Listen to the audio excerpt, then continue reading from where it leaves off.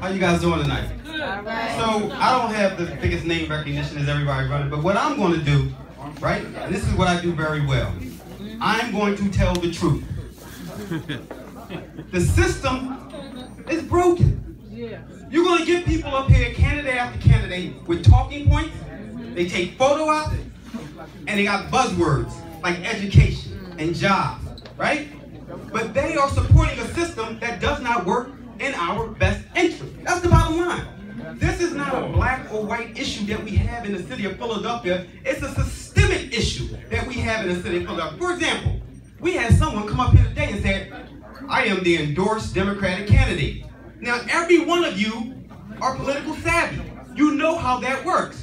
The ward leaders pick who's the supported Democratic candidate. They don't ask the committee people. Now, every committee person is elected by their constituent 4 or 5 blocks to represent that 4 block radius. Those committee people are never even asked, who do you want to support? They go in a room, they decide who gets the money, and then they back the candidate. What I'm saying is it's time to tell the truth. It's time to tell the truth. Before I write CCC on my hand for cool, calm, and collected, because I don't have to be coached to have passion. This is just who I am and where I come from. I'm from 30th and Jefferson, all day, all night. I went to John Sartain. I went to Rhodes, Washington Rhodes Middle School. From there I went to Dobbins. From Dobbins I went to Drexel. From then I got a job in corporate America. Been in corporate America for about 25 years. That's what gave me these diverse skill sets that I think are advantageous to represent you. I'm gonna give you a short story of how me and Councilman Clark met. Let's go back to 1991.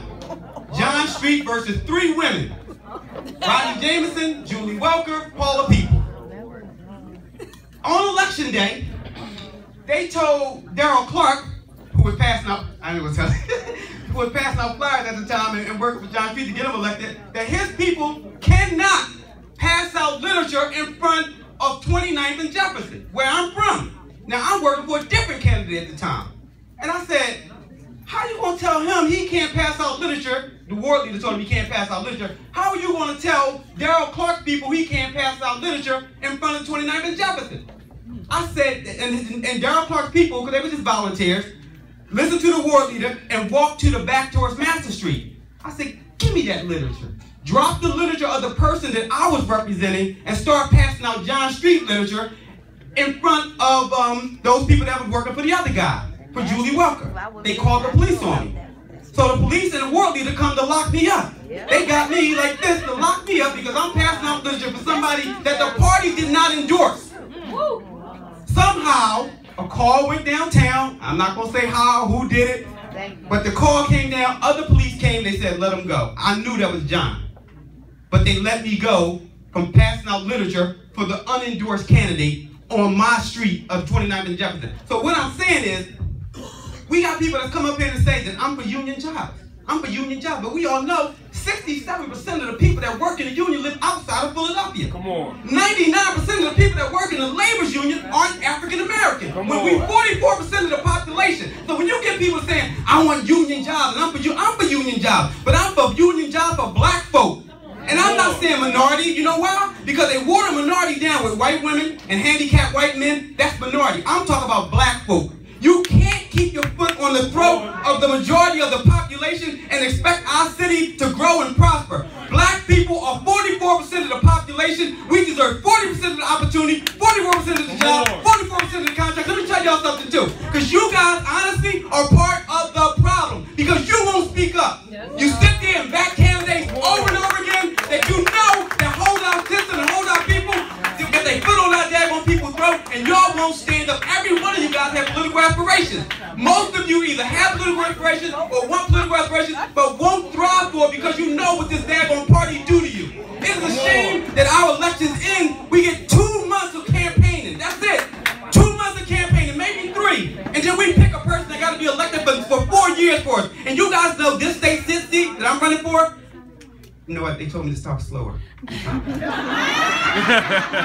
know what, let me tell you something though. You can't help it when you really feel what I'm talking about. Make it plain. Make it plain. You guys, let me tell y'all something. Let me tell y'all something. In Philadelphia, and it's a daggone shame, we're the 5th largest market in the United States of America, but in Philadelphia, our politics end in April.